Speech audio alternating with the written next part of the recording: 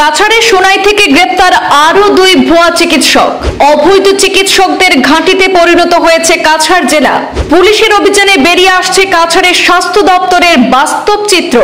এবারে সোনাই থেকে গ্রেপ্তার করা হলো আরো 2 ভুয়া ডাক্তার।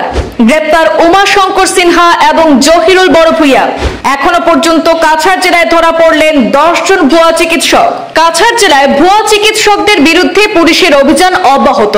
একের পর এক ভুয়া ডাক্তার ধরা পড়ছেন কাছাড়ে, আর তাতে ক্রমশ চাঞ্চল্য ছড়াচ্ছে জেলা জুড়ে।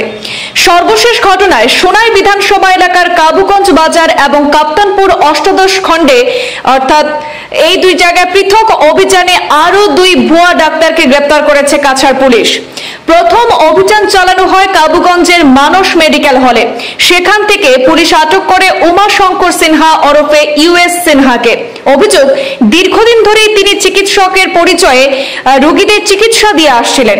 এরপর আরো একটি পৃথক অভিযানে কাপ্তানপুর অষ্টাদশ খণ্ড এলাকার একটি ফার্মাসি থেকে জহিরুল বড়ভূইয়াকে গ্রেপ্তার করা হয়। পুলিশ জানিয়েছে, এই পর্যন্ত কাছাড় জেলায় ভুয়া ডাক্তার গ্রেপ্তারের সংখ্যা দাঁড়িয়েছে 10 জনে।